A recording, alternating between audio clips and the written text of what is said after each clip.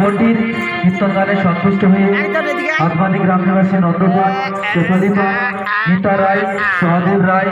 সৌমিক পাত্র, যমুনা মাইতি, গুণধর ঘোষ, মুকেশ পাত্র,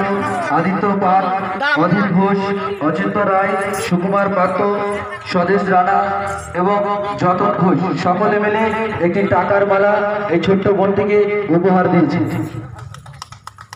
এই একই সঙ্গে সোনাগেরিয়ার চৈতন্য সাময়ী 10টি টাকা, তড়িয়ার সন্ন্যাসী ভূঁইয়া 10টি টাকা, হাতবানির রিক্তা পান